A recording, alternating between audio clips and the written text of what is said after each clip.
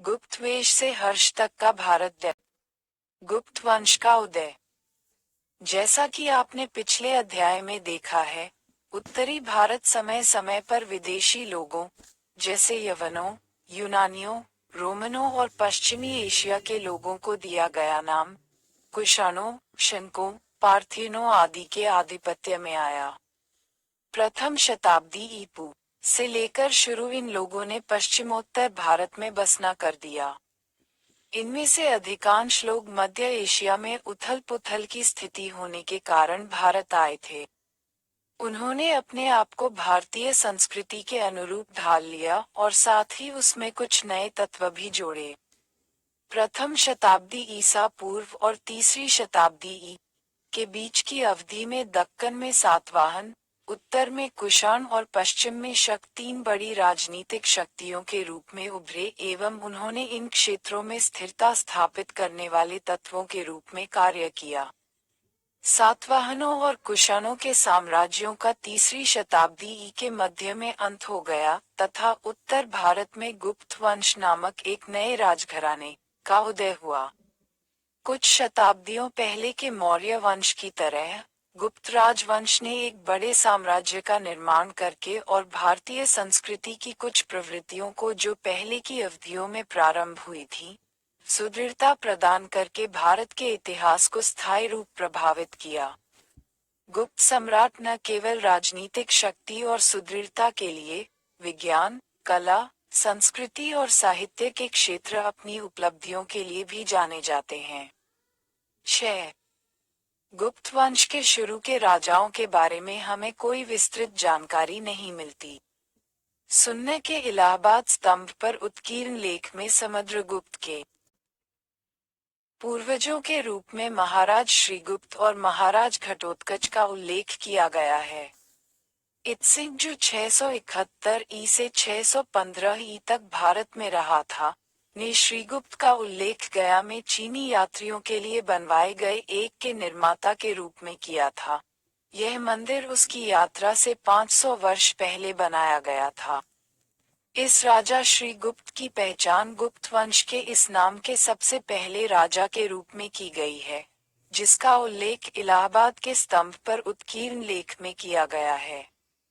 पुरियों में ये कहा गया है कि गुप्त वंश के प्रारंभिक राजाओं का गंगा के साथ लगते क्षेत्र, मध्य लगा द्रोणी बेसिन, प्रयाग, इलाहाबाद और उसके आसपास के क्षेत्र, साकेत, अयोध्या क्षेत्र तथा मगध क्षेत्र पर आधिपत्य था। श्रीगुप्त के बाद उसके पुत्र घटोत्कच ने उत्तराधिकारी के रूप में राज संभाला और उसे भी गुप्त वंश के अभिलेखों में महाराज कहा गया है।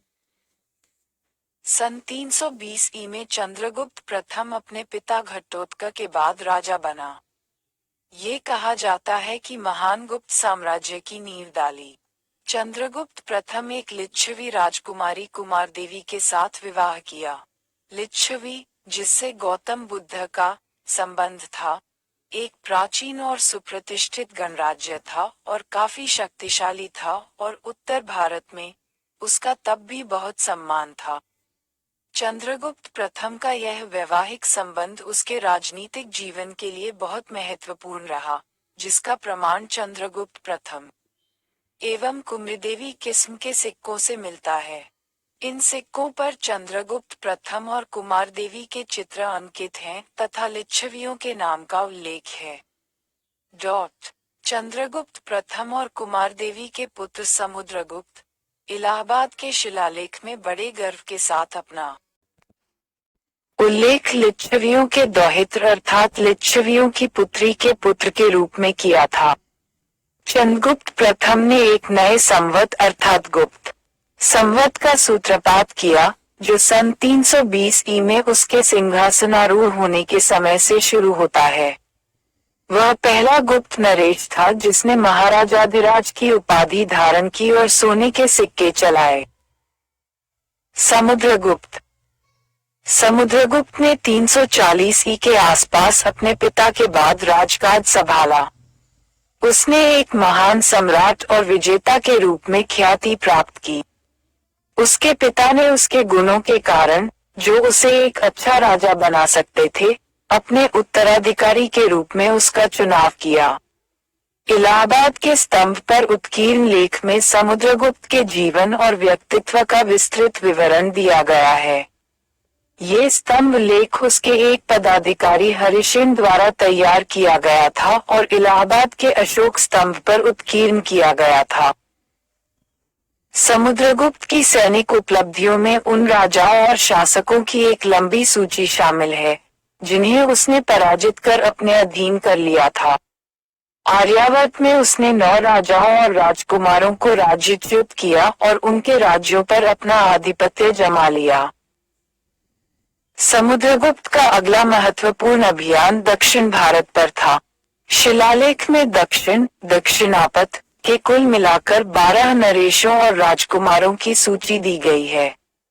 इस क्षेत्र के राजाओं के मामले में उसने राजाओं को पहले बंदी बनाने, उसके बाद उन्हें मुक्त करने और तत्पश्चात उन्हें उनके राज्य क्षेत्रों का फिर से शासक बनाने की नीति का अनुसरण किया। इस प्रकार राजसी कृपा प्रदर्शित करके उसने उनकी राजनिष्ठा अर्जित कर ली। अपने दक्षिण भारतीय अभियान में समुद्रगुप्त मध्य देश के पूर्वी और दक्षिणी भागों के रास्ते से उड़ीसा की ओर बढ़ा और तब वह पूर्वी तट के साथ साथ आगे बढ़ता हुआ कांची और उसके आगे तक जा पहुंचा और महाराष्ट्र व खानदेश के रास्ते से अपनी राजधानी में वापस लौटा। इन विजय अभियानों के बाद उसने अश्वमेध यज्ञ किया। इस अवसर पर उसने सोने के सिक्के जारी किए, जिन पर बलि के घोड़े की आकृति थी और उन पर अंकित लेख में ये बताया गया था कि उसने अश्वमेध यज्ञ किया था। इलाहाबाद के स्तंभ पर अंकित लेख में उसके राज्य की सीमाओं पर स्थित 14 राज्यों की सूची भी दी गई है। इन राज्यों के शासक उसे कर देते थे, उसके आदेशों का पालन करते थे और उसके दरबार में उपस्थित होकर अपने आज्ञापालक होने का प्रमाण देते थे। ये राज्य पूर्वी राजस्थान, उत्तरी मध्य प्रदेश, असम और नेपाल में स्थित थे। इसके अलावा कुछ वन नरेशों, आठविक राजाओं का भी उल्लेख है, जिन्हें समुद्रगुप्त ने अपना परिचारक, सहायक बनाया था। इस स्तंभ लेख में राजनीतिक शक्तियों के एक अन्य समूह की सूची भी दी गई है, जैसे कुषाण, शक, मुरुंड और सिंगल, श्रीलंका एवं अन्य द्वीपों के निवासी। इन शासकों ने समुद्रगुप्त के दरबार में अपने राजदूत भेजे थे। एक चीनी स्रोत के अनुसार श्रीलंका के राजा मेघवर्ण ने बोध गया में बौद्ध यात्रियों के लिए एक विहार और एक अतिथि गृह बनवाने के लिए समुद्रगुप्त की अनुमति प्राप्त करने के लिए उसके पास अपना राजदूत भेजा था।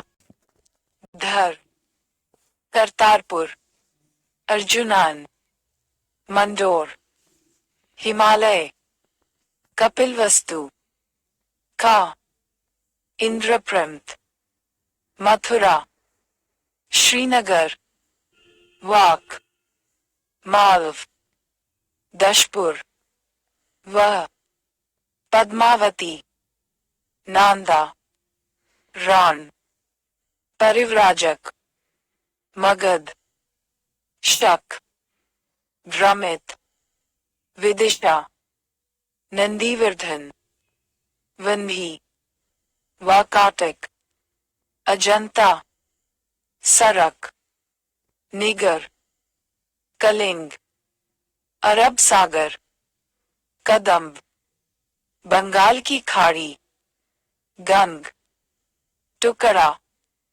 गुप्त साम्राज्य। गुप्त साम्राज्य की सीमाएं। समुद्रगुप्त का दक्षिण भारत की ओर अभियान। मदुरई, पानीय, अनुराधापुर, हिंद महासागर। आकृति 18.1 गुप्त साम्राज्य का मानचित्र।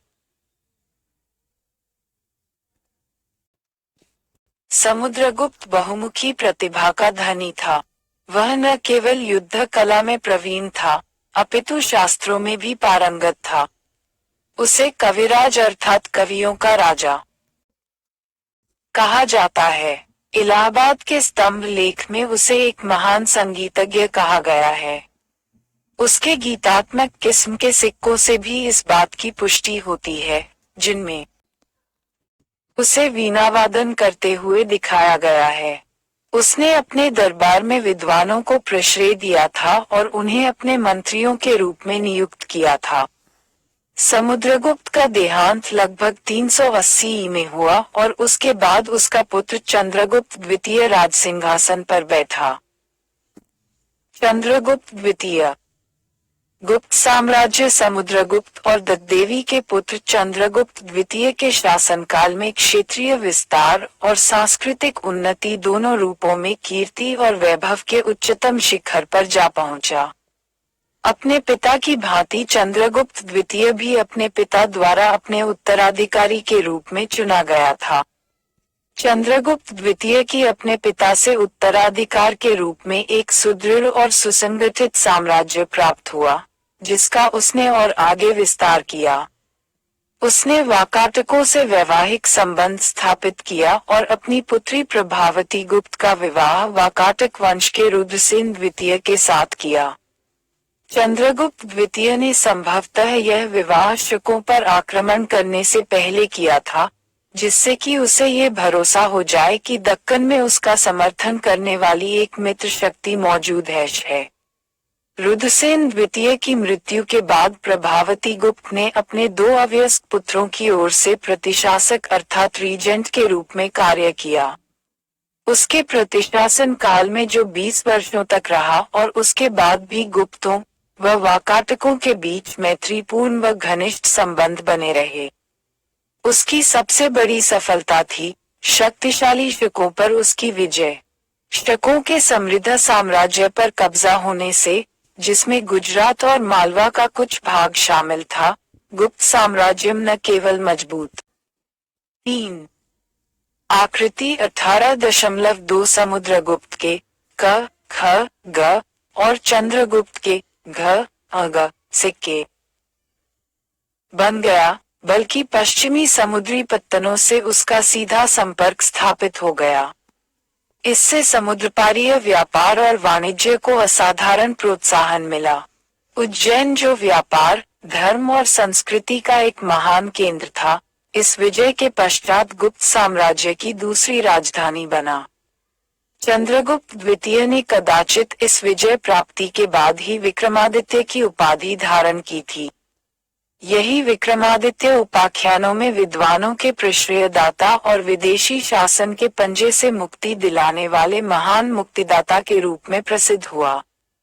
कुछ विद्वानों को इस बात में संदेह है कि चित्रगुप्त द्वितीय और विक्रमादित्य एक ही व्यक्ति है। चंद्रगुप्त द्वितीय ने शक क्षत्रपों पर अपनी विजय की स्मृति में चांदी के कालांकित सिक्के जारी किए। मेहरौली के लौह स्तंभ पर जो मूल रूप से विष्णु के मंदिर, दिल्ली में कुतुब मीनार के निकट के सामने स्थापित था, एक लेख अंकित है। उसमें चंद्र नाम के राजा की कीर्ति का वर्णन किया गया है। उसमें ये कहा गया है कि उसने बंगाल में शत्रु समूहों पर विजय प्राप्त की थी, अपने शौर्य समीर से दक्षिणी समुद्र को सुगंधित बनाया था और वहली को सिंधु नदी के पार पर काबू पाया था। इस लौह स्तंभ के राजा चंद्र की पहचान सामान्य रूप से चंद्रगुप्त द्वितीय के रूप में की जाती है। इसका अर्थ ये होगा कि उसका साम्राज्य बंगाल से पश्चिमोत्तर सीमा तक फैला हुआ था। चंद्रगुप्त द्वितीय का शासन, उसके विजय अभियानों के अलावा, उसके द्वारा साहित्य और कला को दिए गए संरक्षण और कलात्मक एवं सांस्कृतिक जीवन के उच्च स्तर के लिए भी याद किया जाता है। संस्कृत का महाकवि कालिदास उसके दरबार का एक सदस्य था। चीन के बौद्ध यात्री फाहियान ने 405 ई से 411 ई तक भारत की यात्रा की, बौद्ध पांडुलिपियों व ग्रंथों का संग्रह किया और भारतीय विहारों में अध्ययन किया था। उसने भारत का वर्णन एक सुखी और समृद्ध देश के रूप में किया था। कुमारगुप्त प्रथम। चंद्रगुप्त द्वितीय का देहांत 413 ई के आसपास हो गया और उसके बाद उसका पुत्र कुमारगुप्त प्रथम राजा बना और उसने 40 वर्षों से अधिक समय तक राज किया। अपने दादा समुद्रगुप्त की तरह उसने अश्वमेध किस्म के सिक्के जारी किए। हो सकता है कि उसने भी अश्वमेध यज्ञ किया हो, हालांकि हमें उसकी सैनिक उपलब्धियों के बारे में कोई जानकारी नहीं है, किंतु शिलालेखों से पता चलता है कि उसने अपने विशाल साम्राज्य को संगठित किया और 40 वर्षों की लंबी अवधि तक उसमें शांति, समृद्धि और सुरक्षा बनाए रखी। उसकी चतुराई और योग्यता के प्रमाण के लिए यह कोई कम श्रेय की बात नहीं है।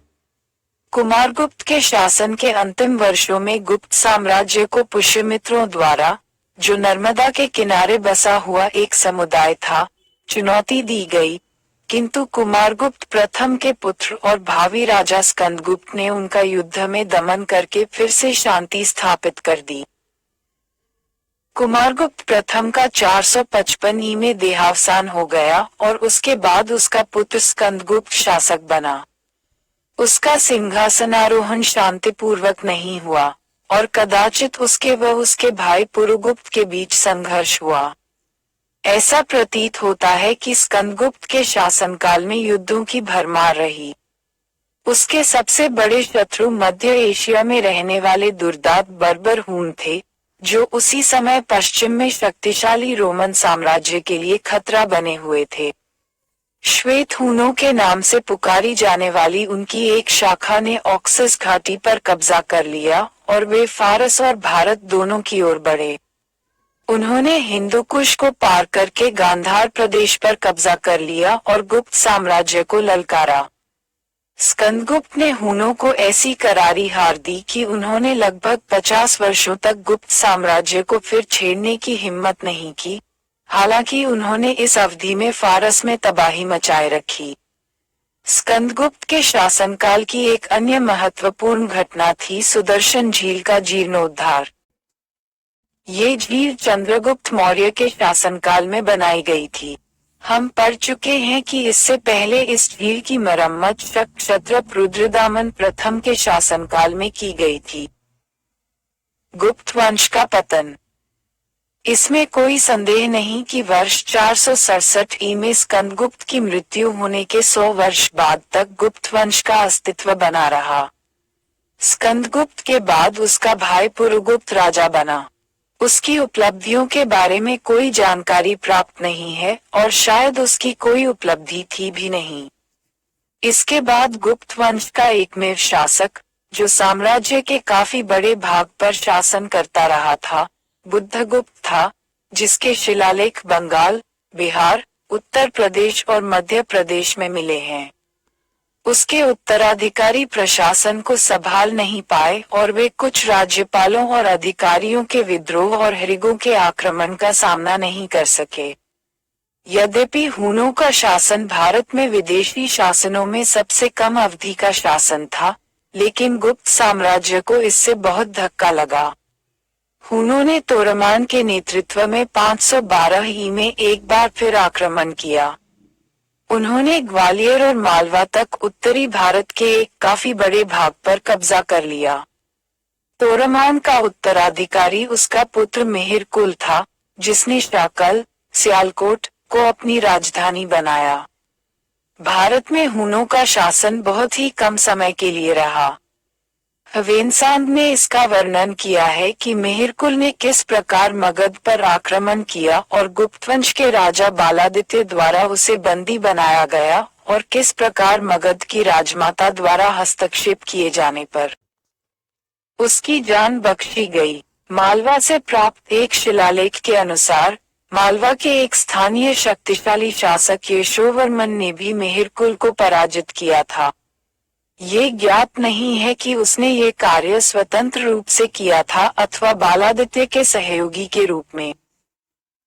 गुप्त वंश के वाद का उत्तर भारत। गुप्त वंश के पतन के समय से लेकर 7वीं शताब्दी के शुरू में हर्ष के उदय होने के समय तक उत्तर भारत में 4 प्रमुख राज्य फले फूले। ये थे मगध के गुप्त, मौखा, पुष्यभूति और मैत्रक। इन राज्यों के बीच गुप्त वंश के गत वैभव को प्राप्त करने की होड़ थी। मगध का ये गुप्त वंश मगध का एक छोटा सा राजवंश था। इसे गलती से गुप्त सम्राटों का राजवंश न समझ लिया जाए। ये तय करना संभव नहीं है कि इनका गुप्त सम्राटों के राजवंश के साथ किसी प्रकार का कोई संबंध था अथवा नहीं। इस परिवार के कुछ राजा बहुत शक्तिशाली थे और उन्होंने ब्रह्मपुत्र तक कई बार विजय अभियान किए। मौखारियों का कब्जा पश्चिमी उत्तर प्रदेश में कन्नौज के आसपास था।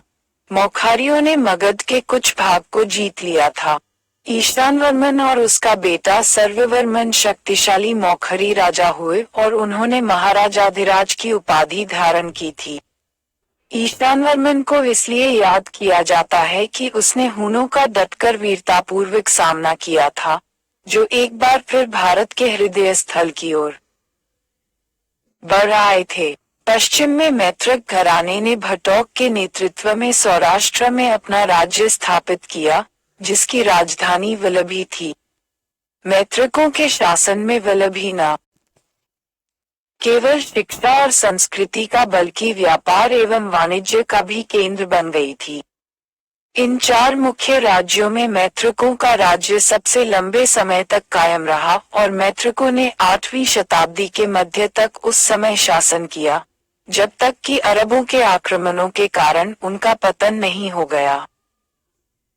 एक अन्य राजवंश, जिसकी स्थापना लगभग उसी समय हुई थी जब मैत्रक वल्लभी वंश स्थापित हुआ था, वह थानेश्वर के पुष्यभूतियों का था। इस राजवंश ने भारतीय इतिहास में कहीं अधिक विशिष्ट भूमिका निभाई थी। पुष्यभूति परिवार हुनों के हमले के बाद सामने आया और उसने प्रभाकर वर्धन के सिंहासनारूढ़ होने के बाद अपने राजनीतिक अस्तित्व को उजागर किया। प्रभाकर वर्धन ने परमभट्टारक महाराजाधिराज की उपाधि धारण की। बाणभट्ट द्वारा उसका उल्लेख हून रूपी मृग के लिए सिंह, सिंधु नरेश के लिए ताप, गुजरात के राजा की नींद उड़ाने वाला, गांधार के स्वामी गंधमादन हाथी के लिए पितज्वर, लाटों के कौशल का विनाश करता, मालवा की भाग्य देवी रूपी लता के लिए परशु के रूप में किया है। प्रभाकर वर्धन की प्रभुसत्ता का संभवतः पश्चिमोत्तर में संपूर्ण पंजाब तक और दक्षिण में मालवा के कुछ भाग तक विस्तार था। उसके शासन के अंतिम चरण में हुनों का आक्रमण हुआ।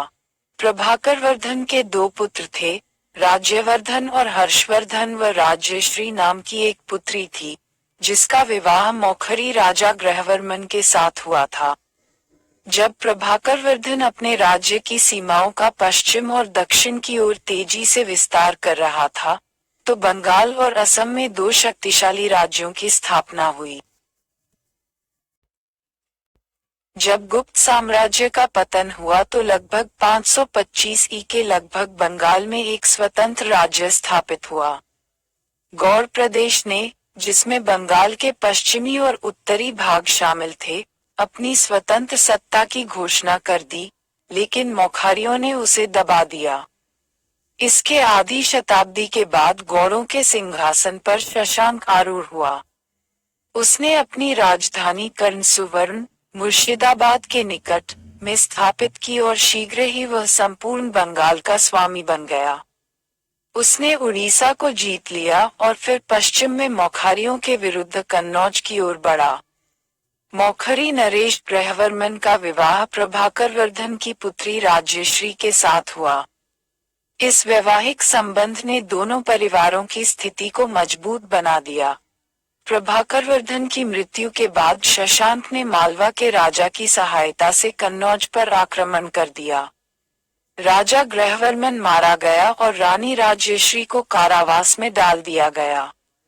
ये समाचार सुनकर राज्यवर्धन ने गौड़ और मालवा के राजाओं का दमन करने के लिए अपने सैन्य बल के साथ तत्काल कूच किया, किंतु वह शशांक द्वारा धोखे से मार दिया गया। हर्ष राज्यवर्धन की मृत्यु के बाद उसका छोटा भाई हर्षवर्धन, जिसे शीलादित्य भी कहा जाता है, 16 वर्ष की आयु में 606 ई में पुष्यभूति सिंहासन पर बैठा और उसने 41 वर्षों तक शासन किया। ग्रहवर्मन की मृत्यु के पश्चात मौखरी राज्य के मंत्रियों ने अपने राज्य की गद्दी हर्ष को पेश की। पहले के अधिकतर भारतीय राजाओं की तुलना में हर्ष के समय का विवरण अधिक अच्छी तरह से अभिलेखबद्ध है। कवि बाणभट्ट ने हर्षचरित, हर्ष की जीवनी, में उसके सत्ता में आने की सभी घटनाओं का विस्तृत ब्यौरा दिया है। इसके साथ ही चीनी यात्री ह्वेनसांग ने भी हर्ष और उसके शासनकाल के भारत के बारे में विस्तार पूर्वक लिखा है। आकृति 18.3 अपनी हस्तलिपि में हर्ष के हस्ताक्षर। सिंहासन पर बैठने के बाद हर्ष ने सबसे पहले अपनी विधवा हन को विंध्य वन से बचाया, जहां पर वह अपनी सभी परिचारिकाओं के साथ अग्नि में कूदने जा रही थी। इसके बाद हर्ष अपने भाई राज्यवर्धन और अपने बहनोई ग्रहवर्मन की मौत का बदला लेने के लिए शशांक के विरुद्ध पूर्व की ओर बढ़ा। हर्ष गौर के विरुद्ध अपने पहले अभियान में सफल नहीं हुआ, लेकिन शासनकाल की समाप्ति के करीब गौरनरेश शशांक की मृत्यु के बाद अपने दूसरे अभियान में उसने मगध को और शशांक के साम्राज्य को भी जीत लिया। गौड़ प्रदेश को हर्ष और कामरूप के राजा भास्कर वर्मन ने, जो हर्ष का सहयोगी था, आपस में बांट लिया। हर्ष को अपने सैनिक अभियान में सफलता मिली और उसने उत्तरी भारत की काफी बड़ा भाग जीत लिया। ह्वेनसांग ने लिखा है कि वह निरंतर युद्ध करता रहा, जब तक कि उसने 6 वर्षों में 5 भारतीय राजाओं को जीत नहीं लिया। तब अपने राज्य क्षेत्र का विस्तार करने के बाद उसने अपने सैन्य बल में वृद्धि की और हस्ती सेना की संख्या बढ़ाकर 60,000 एवं अश्वारोही सैनिकों की संख्या बढ़ाकर 1 लाख कर दी तथा उसके बाद उसने एक बार भी शस्त्र उठाए बिना 30 वर्षों तक शांतिपूर्वक राज किया। हर्ष ने अपने साम्राज्य को नर्मदा के पार बढ़ाने के लिए अभियान शुरू किया, लेकिन वह ऐसा करने में सफल नहीं हुआ। ऐहोल के शिलालेख में यह उल्लेख है कि हर्ष को बादामी के चालुक्य राजा पुलकेशिन द्वितीय के हाथों हार का सामना करना पड़ा। ह्वेनसांग ने भी यह लिखा है कि हर्ष चालुक्य नरेश को हरा नहीं सका। हर्ष के साम्राज्य का विस्तार पंजाब से उत्तरी उड़ीसा तक और हिमालय से नर्मदा के किनारों तक था। वल्लभी का मैत्रिक नरेश ध्रुवभट्ट द्वितीय और कामरूप का राजा भास्कर वर्मन उसके मित्र थे। भारत के इतिहास में हर्ष ने जो अमर कीर्ति अर्जित की है, वह उसके विजय अभियानों के कारण उतनी नहीं है, जितनी कि उसके शांतिपूर्ण कार्यों के लिए है, जिनका विशद वर्णन ह्वेनसांग द्वारा और उसके जीवन चरित लेखक बाणभट्ट द्वारा किया गया है। यह महान सम्राट न केवल विद्या का संरक्षक था, बल्कि स्वयं भी एक सुयोग्य लेखक था। उसने 3 संस्कृत नाटक लिखे थे, नागानंद, रत्नावली और प्रियदर्शिका। उसने अपने यहाँ विद्वानों का एक मंडल बनाया था, जिनमें से हर्षचरित और कादम्बरी का लेखक बाणभट्ट सबसे अधिक विख्यात है। हर्ष न केवल एक कुशल प्रशासक था, बल्कि एक सहिष्णु राजा भी था।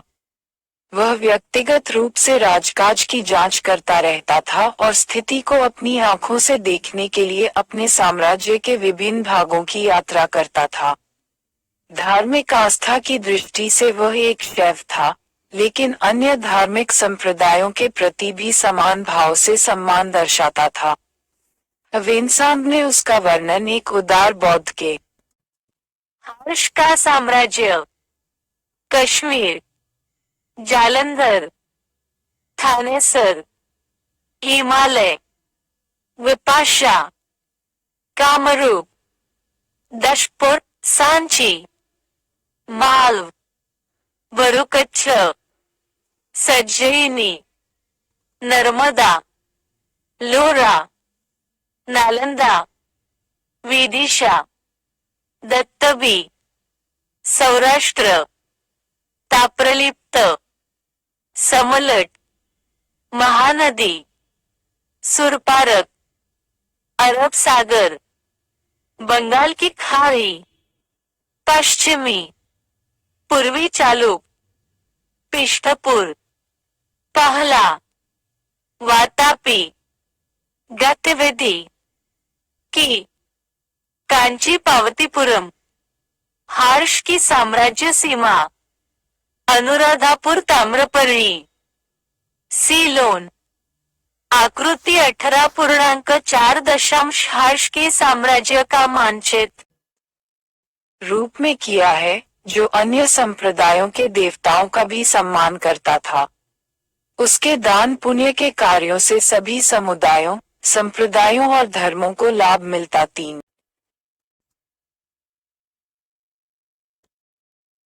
था। अशोक की भांति उसने विश्राम गृह तथा अस्पताल बनवाए एवं अनेक ब्राह्मण, बौद्ध और जैन प्रतिष्ठानों को दान दिया। ह्वेनसांग ने हर्ष के शासनकाल की 2 सर्वाधिक प्रसिद्ध घटनाओं अर्थात कन्नौज और प्रयाग में आयोजित सभाओं का वर्णन किया है। कन्नौज की सभा ह्वेनसांग के सम्मान में आयोजित की गई थी, जिसके लिए राजा के मन में बहुत स्नेह और आदर था। इस सभा में 20 राजाओं, 4000 बौद्ध भिक्षुओं, लगभग 3000 जैनियों और ब्राह्मणों भाग लिया था। आकृति 18.5 ह्वेनसांग। कन्नौज के समारोह के बाद हर्ष ने ह्वेनसांग के साथ प्रयाग, इलाहाबाद प्रस्थान किया, जहां पर वह हर 5 वर्षों की समाप्ति के बाद गंगा, यमुना और सरस्वती के संगम पर धार्मिक अनुष्ठान किया करता था। वहां वह एक लंबे दान सत्र का आयोजन करता था, जो लगभग 3 महीने तक चलता था। इन 3 महीनों में उसकी लगभग सारी धन संपत्ति समाप्त हो जाती थी, जो पिछले 5 वर्षों में जमा हुई थी। यहाँ तक कि हर्ष अपने वस्त्र और रत्न आभूषण भी दान कर देता था और एक बार तो उसने पहनने के लिए अपनी बहन से भीख मांगकर एक साधारण वस्त्र लिया था। हर्ष ने अपने जीवन काल में प्रयाग में ऐसी 6 सभाओं, दान सत्रों में भाग लिया और अपना सब कुछ दान में दे दिया। हर्ष ने 641 में ह्वेनसांग के साथ अपना एक राजदूत चीन भेजा और बदले में चीन से एक राजदूत आया। हर्ष का देहांत 647 में हुआ। ऐसा प्रतीत होता है कि हर्ष के बाद उसके राजसिंहासन पर बैठने वाला उसका कोई उत्तराधिकारी नहीं था और उसकी मृत्यु के बाद उसका राज्य उसके मंत्री द्वारा हड़प लिया गया। दक्कन और दक्षिण भारत। दक्कन और दक्षिण भारत में 3री शताब्दी के पूर्वार्ध में सातवाहनों के शासन के समाप्त होने के बाद 3री शताब्दी के उत्तरार्ध में वाकाटक सत्तारूढ़ हुए।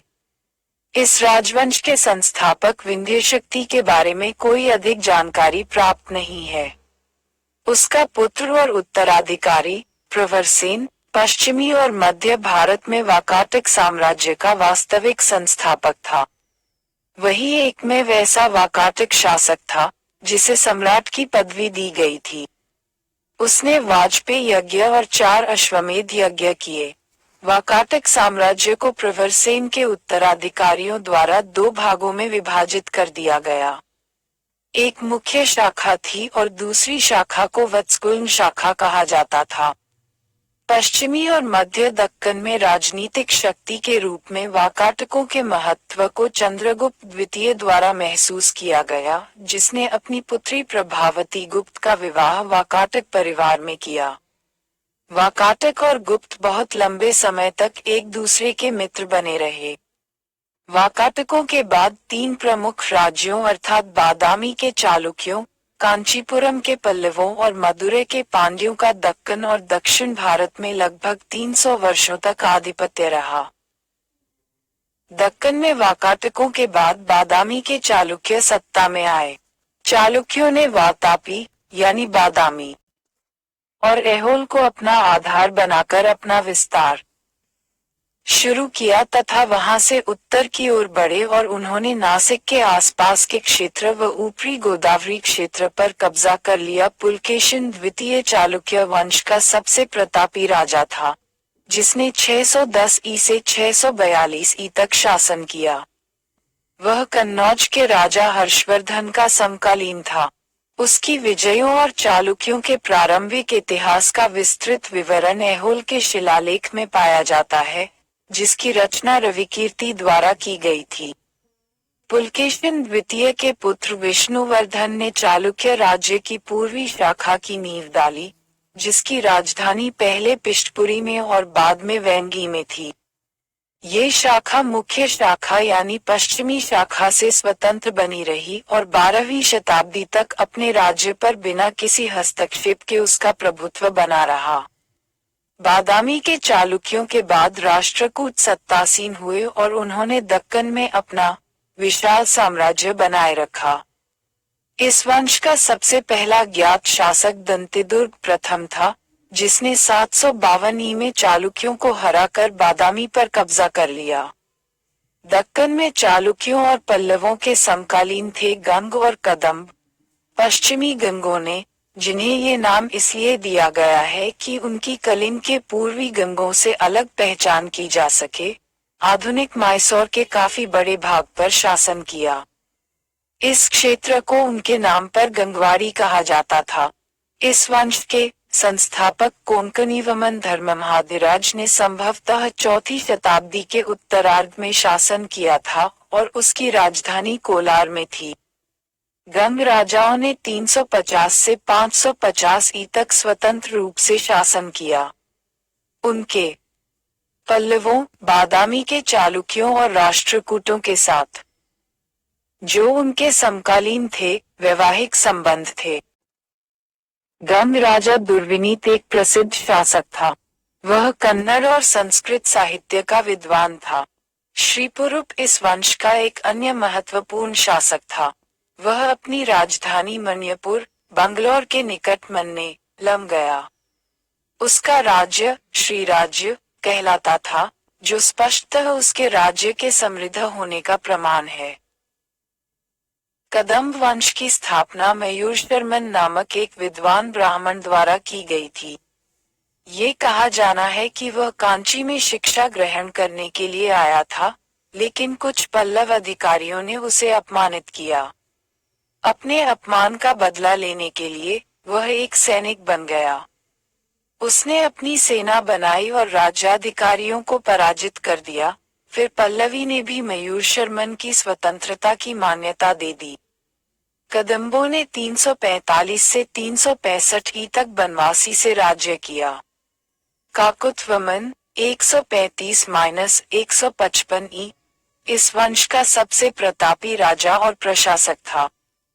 उसने अपने राज्य क्षेत्र का विस्तार किया और गंग और गुप्त वंश के साथ वैवाहिक संबंध स्थापित किए। उसकी मृत्यु के बाद परिवार का 2 हिस्सों में बंटवारा हो गया और एक शाखा वनवासी से तथा दूसरी शाखा त्रिपर्वत से राज करती रही। त्रिपर्वत के शासक कृष्णवर्मा प्रथम ने परिवार को फिर से एक कर दिया, लेकिन बादामी के चालुक्यों ने 540 ई के आसपास कदम्बों को पराजित कर उनके राज्य को अपने राज्य में मिला लिया। दक्षिणी प्रायद्वीप में पल्लव, पांड्य और चोल नामक 3 राजवंश प्रमुख शक्ति थे। पल्लवों ने 3री शताब्दी ई में सातवाहनों के पतन के बाद 9वीं शताब्दी ई में चोल वंश के उदय होने तक बड़ी महत्वपूर्ण भूमिका निभाई। पल्लवों के मूल के बारे में विवाद है। पल्लव राजा 2 समूहों में विभाजित थे। पश्चिमी चालुक्य, राष्ट्रकूट, कल्याणी। समझौते में चालुक्य, बंगाल की खाड़ी, उत्तरी पेन्नार, पालगुंड, कोलार, महाबलीपुरम, दक्षिणी पेन्नार, श्रीपुरबियम, अनुराधापुर, अरब सागर, दक्षिण भारत 320-800 ई, ताम्रपर्ण, सोलोन। आकृति 18.6 दक्षिण भारत का मानचित्र। हिंद महासागर। प्रारंभिक पल्लव और बृहद पल्लव। प्रारंभिक पल्लवों के बारे में हमें संस्कृत और तमिल शिलालेखों से जानकारी मिलती है। उन्होंने कई यज्ञ किए थे और एक सुसंगठित क्षेत्र पर उनका शासन था, जिसके अंतर्गत प्रायद्वीप का उत्तरी भाग शामिल था, जो पूर्वी समुद्र से पश्चिमी समुद्र तक फैला हुआ था। सिंहविष्णु एक प्रसिद्ध राजा हुआ, जिसने 6ठी शताब्दी ई में शासन किया था। उसने अपने परिवार के प्रभाव और प्रतिष्ठा में वृद्धि की। उसका पुत्र व उत्तराधिकारी महेंद्रवर्मन प्रथम 600-630 ई बहुमुखी प्रतिभा का धनी था। वह कवि भी था और गायक भी। उसने मतविलास प्रहसन नामक एक प्रहसन मजाकिया नाटक संस्कृत में लिखा था। उसके काल में समूचे मंदिर को ठोस चट्टान काटकर बनाने की प्रथा शुरू की गई। महाबलीपुरम के रथ इस कला के सुंदर उदाहरण हैं। वह चालुक्य राजा पुलकेशिन द्वितीय और कन्नौज के राजा हर्षवर्धन का समकालीन था। इस काल में एक ओर पुलकेशिन द्वितीय और हर्ष के बीच युद्ध हुआ और दूसरी ओर पुलकेशिन द्वितीय और महेंद्रवर्मन प्रथम के बीच। इन दोनों में पुलकेशिन द्वितीय को विजय प्राप्त हुई। महेंद्रवर्मन प्रथम को पराजित करने के बाद पुलकेशिन द्वितीय ने उसके राज्य के उत्तरी प्रांतों पर कब्जा कर लिया।